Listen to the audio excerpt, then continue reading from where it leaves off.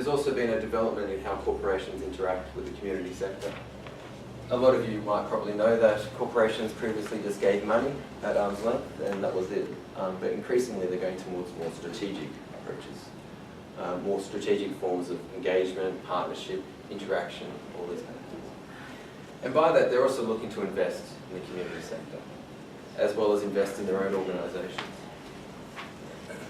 So beyond mutual benefit, which we've already covered, there's the idea that corporate language is also a guiding factor. Non-profits that can use the corporate language were seen as more successful in getting corporate support. There's also the idea of marketable causes, and this was one area of tension between the community and corporate sector. The idea of marketing your community or marketing the problem that you're trying to address is a problematic one, I think. It also raises a whole lot of ethical concerns about how you represent the group that you're supporting. For instance, a lot of the smaller organisations like to do work according to a strengths-based model, where they build strengths, they don't emphasise the negatives in their community, whereas corporations like to address needs. They like to show how they invest money in a program, and that program has resulted in dramatic change in that area. So there's one key area of tension. And of course, social impact assessment.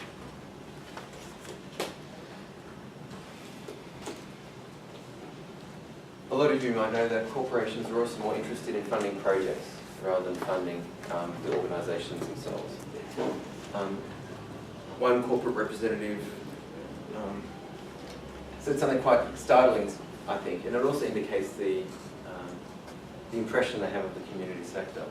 A lot of the small non-profits are up to $10,000 grants, but this corporate representative said we can't give to the organisation as a whole because $50,000 is not going to pay their bills. Now, for a small non-profit, that will actually pay a lot of the bills and support them quite significantly. But it also indicates what they want from the partnership as well. They don't just want to support a non-profit, they actually want to see the change from that support that is provided. One issue is also that funding is very much short-term, at least in the interim. So when you apply for funding, it's on a 1 to 3 year kind of basis. And that's it, you can't apply after that for the same project. That's an issue for the non-profit sector because many of the smaller organisations have been working off a different funding model over the years, where it's recurring funding that they're trying to get. Individuals are key to partnerships, so a lot of you are actually the individuals that align with the corporate sector themselves. So when you go, you might find that the organisation is finding it difficult to sustain that partnership, and this is quite common in the non-profit sector and corporate sector. So a corporate representative that had a good relationship with a non-profit, when they leave, that relationship could actually fall over at that point. So that's one issue actually we found in the research. Tax status also plays an important role. Who here has DGR status in your organisation? So if you have DGR status, that's actually much more, you're much more likely to get corporate support because that gives them that extra incentive. Tax status is particularly important for corporate trusts, whereas some corporations still give to the non-profit sector without expecting that kind of return because they're looking for other returns, not just financial. And they're also looking to add value to community programs. So this is the idea of seed grants as well, where you give to a startup program. That program is built on social entrepreneurial kind of aspects, and then that is self-sustaining over time. So this is a way they can add value to the organisation.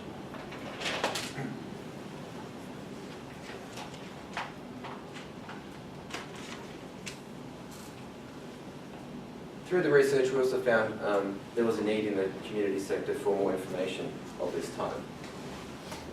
So given that corporate interest is on the rise, partnerships are seen as also essential to the non-profit sector. Governments are less inclined to fund certain programs. It changes according to the different governments in office. We might find some changes after what's happened last week. And there's also greater competition for the same amount of funding as well. So smaller non-profits are also competing with the larger non-profits for the same pools of funding. When it comes to engaging with the corporate sector, many non-profits don't know where to begin. They don't know what the corporations want, which corporations would give support, Many were unsure as to whether there were specific corporations that were more suited to them, that kind of thing. And information was needed to avoid wasting time, resources and effort, and that was one of the key problems that we found.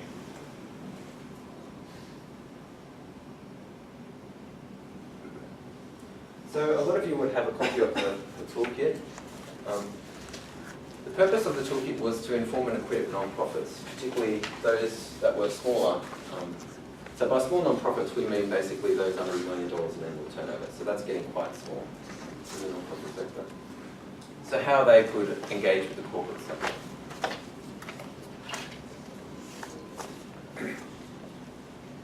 The first part of the toolkit talks about the broad trends in the sector, so that shift from philanthropic approaches to strategic approaches, and how that is played out through mutual benefit, through alignment of values, or this kind of thing. It looks at how strategic engagement works. It provides tips to help non-profits think strategically. And the central part of this is the, I think, 6 tips that have been developed. And each of these tips are specifically designed for non-profits that have never engaged with the corporate sector before. It also lists some form of popular collaborative types. So for instance, volunteering is one type. There's also direct support. There's cause marketing, all these kind of things, as well as some case examples, checklists, and further resources to assist. So these are the 6 tips that have been suggested in how to get corporate support. The first one is the ignored part of how to get a corporate partner, and it's also one of the key frustrations that corporations have expressed in the research. In that corporations often aren't ready for a corporate, non-profits are often not ready for a corporate partner. And that means that they haven't actually thought through which projects they want support for. They haven't thought through about what is involved in a partnership in terms of the time and effort that is usually required. The tax status hasn't been thought through, which would actually exclude a lot of organisations in getting corporate support. The way the the way that the non-profit represents themselves as well is another important issue. For instance, the use of language and how you market, brand your product, that kind of thing. That's what corporations are interested in. They often refer to non-profit activities as a product, which itself kind of indicates the way of thinking, doesn't it? Which is different to the non-profit sector. So once organisations have thought about this kind of thing, how to get the house in order before approaching corporate support, there is the idea that they need to conduct preliminary research. And there's a number of ways of doing that. For instance, if you're looking for a corporate trust as a partner, then there is a lot of information through Philanthropy Australia to understand which corporate trust might be more relevant, more aligned to your kind of organisation. When you're trying to engage with a business, that's much more difficult because there isn't that central body that describes all the different types of corporate support and how each of them interacts. So to do that, there's a number of things you can do. You can look at the key, I think, 30 corporations that give, so the ones that have very strong CSR programs, so you can understand that through going to Philanthropy Australia again, they have that list. There is also corporations that work in the area of the activity that you're trying to fund as well. So if it's in a very local area, you might actually be able to get small to medium-sized businesses to get involved in that. And they get involved for very different reasons to the larger ones. There's also different industries that give to different projects as well. For instance, Indigenous organisations find it hard to get support, but when it comes to mining companies, they're more likely to give back to Indigenous communities. And that's where a key area of ethical tension occurs as well. As many Aboriginal organisations that we interviewed weren't very keen on getting money for their projects. So that's one of the considerations as well. There's also the type of support that needs to be researched as well. So if you're a non-profit organisation and you require assistance with accounting or assistance with legal issues, then there are law firms and accounting firms that will be more likely to support you. Another thing is, and this came out through the research conference, is that non-profits need to be strategic. They shouldn't just think of it as a last resort. They should also think of it as they have to do whatever it takes to get a corporate partner. There are lots of ethical issues that we need to consider. For instance, non-profits often are built on trust with their communities, trust among their workers, and trust with volunteers. If you break that trust by aligning yourself with a corporation that is ethically dubious or problematic in their practices, that can have a major negative impact on the organisation. So that's one area of strategic interest. Also, preparing the pitch is one key area that non-profits are suggested to think about. For instance, the way you describe the community work might be good for the actual volunteers, might be good for the workers in terms of how they would understand it, but to pitch it to the corporate sector, you need different forms of language. You need to think about how it's sustainable, how it's innovative. They like to see alignment of their values with yours. They also like to see how risk is managed as well. They have to think of it, for instance, through a banker's eyes, what they would want out of this partnership. That doesn't mean you have to change the project necessarily, but it means you have to think of it creatively about how you present it to the corporate sector. Being persistent. So once you've actually pitched it to a corporate representative and then you have gained their interest, whether that's at a lobby, elevator, or you've actually pitched it to their board, there is an issue where it can take a lot of time for the relationship to basically flourish and take hold. And there's also that space of time when the corporation might change their mind. So actually, if you're persistent, if you show a lot of interest in the partnership, if you, in some cases, harass them, that's when you're more likely to get that partnership to get traction and come off the ground. One non-profit that is actually the second, I think the first case study, Granville Multicultural Community Centre, they have an approach which is borderline stalking in how they get the corporate sector to partner with them. So it's understanding when it is stalking and when it is just being persistent. That's one issue. And then a whole other gamut of suggestions is about investing in maintaining and strengthening relationships. And that's when you might get a very small partnership to start off with, and then it builds over time into something quite different. And the second case study, which is the Daystar Foundation, is an example of this, where they had started very small and built it up quite dramatically to this single non-profit having about 15 corporate partners. And the one thing to remember with corporations is that they're extremely competitive, not just in terms of how they do business, but also in how they do philanthropy. If one business is engaging with a non-profit organisation, that also might cause another competing business to actually want to support it as well. And it's also a good way of getting them involved, saying that, oh, we've got NAB involved, would you like to partner with us? A downside to that is it might step on their toes. So NAB want to be the only ones working, so that's another issue.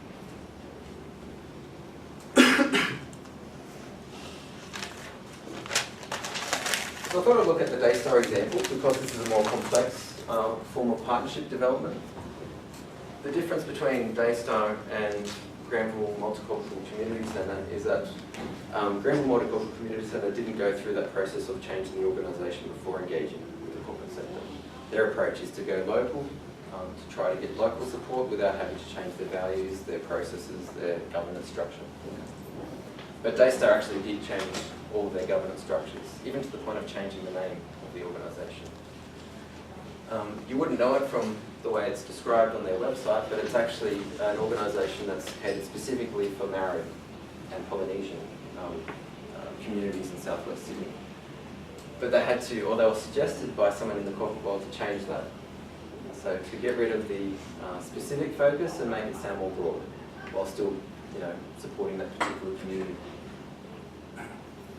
And by doing that, they're able to engage with a range of corporate trusts. The idea of Daystar Foundation sounds very lofty, sounds very interesting to the corporate sector, and they did that specifically for that reason.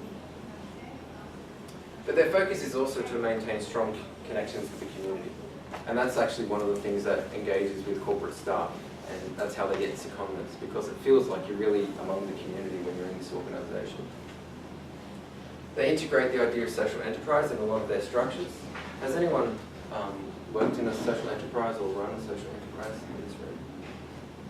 Has anyone heard of a social enterprise? So it's got market values in the process. It could be, for instance, an organisation that provides employment opportunities. So it hires people whilst upskilling them to get into the workforce. So it's got business objectives, business processes, but also cultural and social objectives at the same time. They're also able to assure sustainability by working with schools. So all of their programs are actually integrated into school curriculum.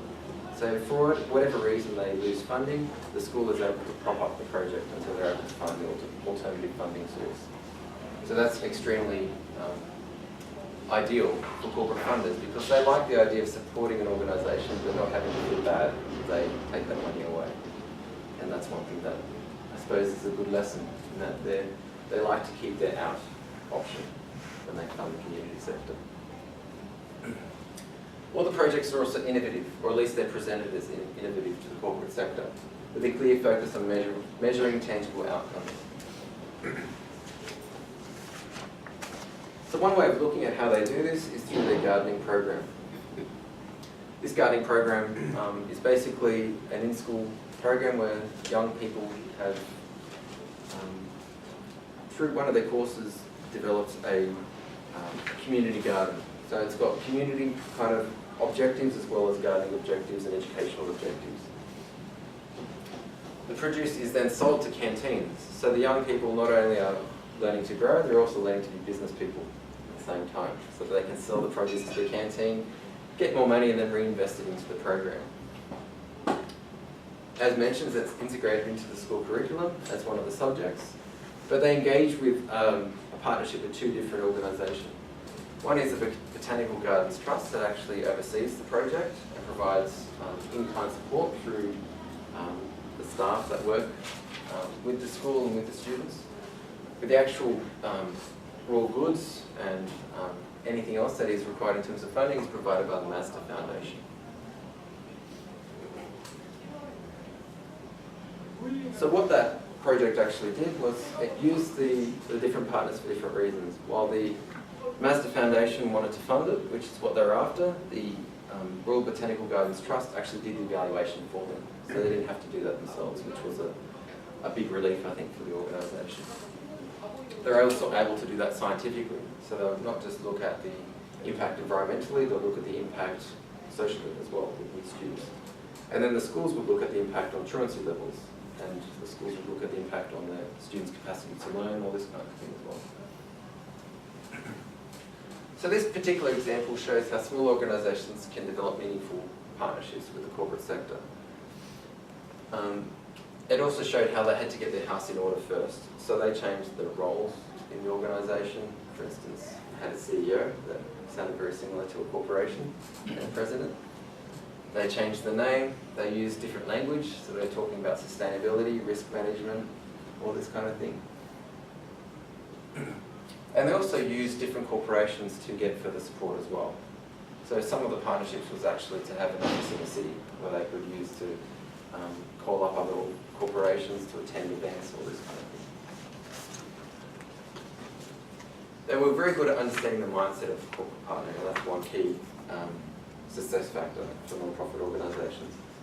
The CEO of this organisation actually worked in the business sector before coming to the non-profit, and that's a common thing that emerged through successful partnerships. They use complex and creative thinking to deal with the social problems that they're facing. They're also being engaging and seeking partner buy-in. So they had a lot of volunteer days through the project. For instance, with the gardening project that they had. There was also another project which was the buddy system kind of thing, which they integrated into the, I think it was the English language class that they were having. So that they'll write letters to their buddy, which was in the corporate sector, and they'll have events which would get them both together. Apparently from the corporate point of view, that was really exciting, it was really interesting. The businesses felt like they were giving back to the community. And they're also building financial and program sustainability through having social entrepreneurial kind of aspects. They're aligning with schools, that kind of thing. And they're also being accountable and professional.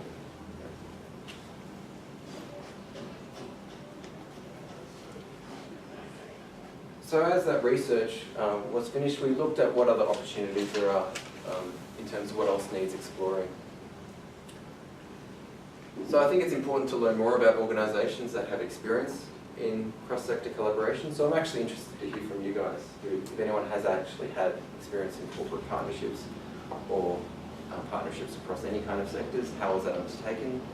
What would they consider to be a success factor, or what went wrong with it perhaps as well as exploring how partnerships work at the regional and local level. That's one area that's not really covered at all. It's often with big non-profits. And Western Sydney Community Forum has actually developed a new partnership with Parramatta City Council to explore this, looking at how local businesses interact with local non-profit organisations. You'll also find there is a survey on your seats. And this survey is specifically for those organisations that have activities in Parramatta. Will there be any in the room that do have activities in Parramatta? Yeah, we do. You do? Yeah. Okay. So if you do have activities in Parramatta, could you possibly fill in this and give it back to me? I will ensure that your information is kept private.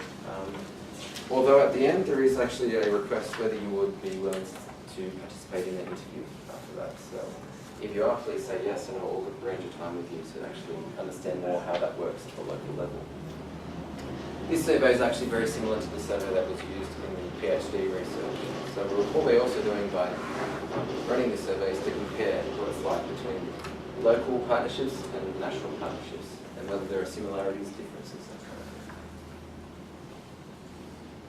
So who's running that project? Western Sydney Community Forum. There is also a steering committee of local businesses and non-profits that are overseeing that project.